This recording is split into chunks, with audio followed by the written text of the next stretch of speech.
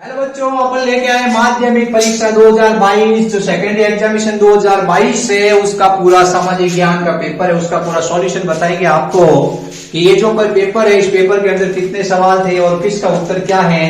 तो अपन इसका पूरा सॉल्यूशन करेंगे। आप चैनल पे नए हैं तो चैनल को लाइक सब्सक्राइब और शेयर करें और अपने आंसर मिलाएं और आपके कितने नंबर आ रहे हैं बताएं कमेंट बॉक्स के अंदर कि सर हमारे इतने नंबर आ रहे हैं। ठीक है, तो अपन इस पूरे पेपर है, इसमें बहुत इजी पेपर आया था, इसका अपन पूरा सॉल्यूशन है वो आपको बताएंगे।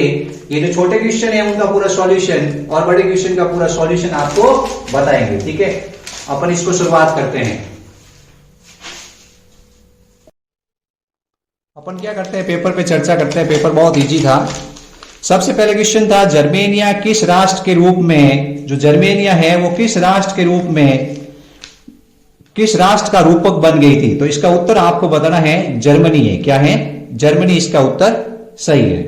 फिर उसके बाद अगला सवाल है उगते सूर्य की किरणें निम्न में से किसका प्रतीक है। तो ये क्या एक नए युग की शुरुआत है उसका प्रतीक है। ठीक है, तो इसका उत्तर होगा डी। तो पहले का उत्तर होगा सी और दूसरे का उत्तर होगा डी, यानी जो डी ऑप्शन है वो राइट है। निम्न में से किसे साहित्य का नोबेल पुरस्कार दिया गया था। तो आपको बताना है ये जो वी.एस. नायपाल है इसको क्या है साहित्य का नोबेल पुरस्कार दिया था। इसका उत्तर होगा बी। क्या होगा? बी इसका उत्तर होगा वी.एस. नायपाल। फिर उसके बाद नेक्स्ट क्वेश्चन है झूम खेती। जो झूम खेती है वो क्या है, एक तरह की स्थानांतरित खेती होती है। इसका उत्तर होगा अपने ए। फिर है सरदार सरोवर बांध किस नदी पर बनाया गया था। तो सरदार सरोवर बांध सबको पता है ये किस नदी पर बनाया गया था, नर्मदा नदी पर। फिर अगला सवाल है रबी की फसलों का युग्म कौन सा है। ये गेहूं और जौ हैं, ये रबी की फसलें हैं। बेल्जियम की राजधानी का नाम क्या है। तो बेल्जियम की राजधानी का नाम आपको बताना है ब्रुसेल्स। क्या है? ब्रुसेल्स है।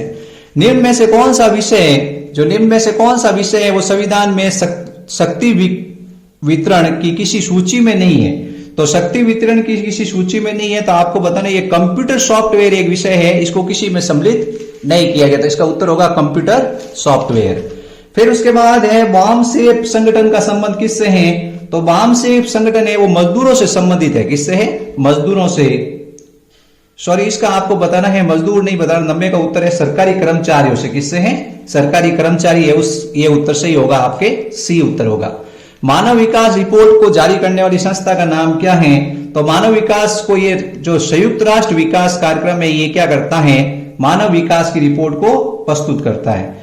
फिर द्वितीय क्षेत्र संबंधित किससे है। तो द्वितीय क्षेत्र आप सबको पता उद्योगों से संबंधित है। किससे है? उद्योगों से। इसका उत्तर होगा ये। निम्न में से कौन सा देश सस्ता विनिर्माण केंद्र का उदाहरण है। तो इसका होगा चीन। चीन के अंदर क्या है, सस्ता विनिर्माण कार्य हो रहा है ज्यादा से ज्यादा। अब उसके बाद में आ गए खालिस्तान। खालिस्तान में सबसे पहला है बहुत सारे, एक साथ बहुत सारे देशों के व्यवसाय करने वाली कंपनियों को कहते हैं बहुराष्ट्रीय कंपनियां। क्या कहते हैं? बहुराष्ट्रीय कंपनियां। तो इसका उत्तर होगा बहुराष्ट्रीय कंपनियां। क्या होगा? बहुराष्ट्रीय कंपनियां।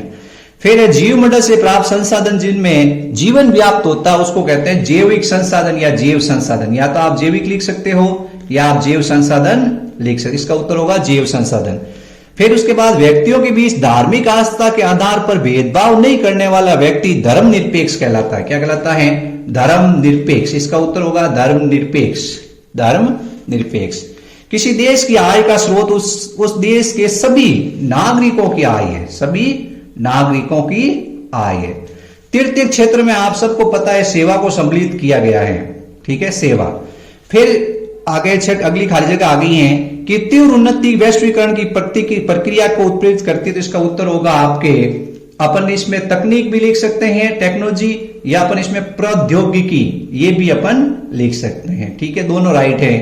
फिर अपन खाली जगह के बाद आते हैं अति लघुरात्मक प्रश्न, यानी जो एक एक नंबर के प्रश्न हैं उन पे चर्चा करते हैं जिनका आपको उत्तर एक शब्द या एक पंक्ति के अंदर देना है। बच्चों अब कितने सही हुए आपके कमेंट बॉक्स में टिप्पणी करना और उसके बाद नंबर जोड़ के बताना कि मेरे कितने नंबर आ रहे हैं। चैनल को आप सब्सक्राइब कर दें ताकि क्या है आपको नेक्स्ट जैसे ही प्रश्न हो, संस्कृत का पेपर हो, आपको सॉल्यूशन मिल जाए। मैरियन की प्रतिमाएं सार्वजनिक चौकों पर क्यों लगाई गई। आपको इसको बताना है ये मैरियन क्या थी, एक स्वतंत्रता की देवी थी। किसकी थी? स्वतंत्रता की देवी की रूप में प्रतीक थी। तो इसका उत्तर होगा स्वतंत्रता की देवी की प्रतीक थी या राष्ट्रीयता है उसकी भावना को जागृत करने के लिए। किस बीमारी से 1890 के दशक में 90% मवेशियों की मौत हुई थी, यानी मौत की नींद में सुला दिया था? तो इसका नाम बताना, रीडर पेस्ट बीमारी। क्या है? रीडर पेस्ट बीमारी।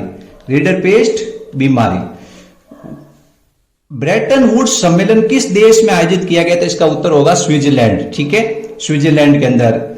फिर वनों से प्राप्त होने वाली दो वस्तुएं, आप बहुत सारी वस्तुएं आपको वनों से प्राप्त होती हैं, जैसे लकड़ी आपको वनों से प्राप्त होती हैं, गोंद आपको वनों से प्राप्त होता है, औषधियां आपको वनों से प्राप्त होता है। इसका उत्तर होगा स्विट्जरलैंड।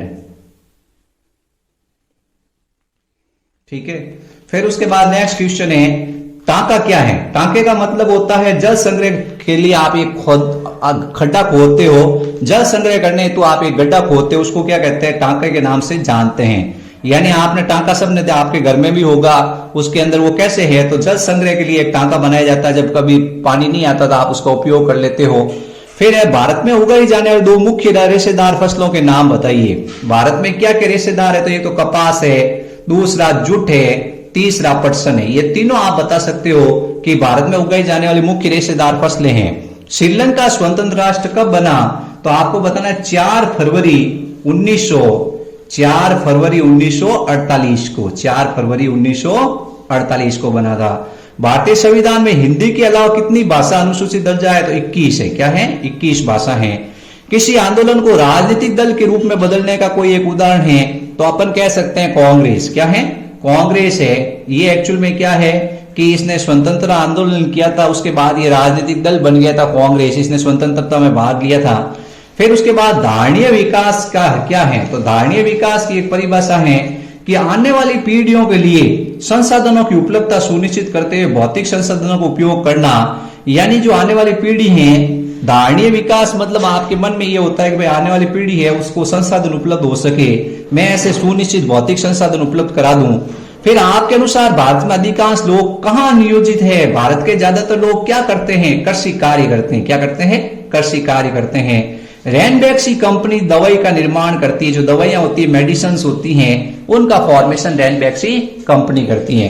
तो इस तरह से क्या है, ये अपन ने छोटे छोटे सवाल कर लिए हैं। अब अगर इसको किसी को इन सब की पीडीएफ चाहिए, सर मुझे इनकी सब की पीडीएफ चाहिए, तो मेरे टेलीग्राम चैनल में डिस्क्रिप्शन बॉक्स में लिंक दे दूंगा, आप उससे जुड़ जाए और उसके बाद आप देख लेंगे आपके क्या बड़े क्वेश्चन है, छोटे क्वेश्चन है, सारे में उसके पीडीएफ उसमें डाल रखी है कि बड़े क्वेश्चन का आंसर ये होगा, छोटे क्वेश्चन का आंसर ये होगा, तो आपको उसको मिला लेना है कि आपके कितना सही हुआ है।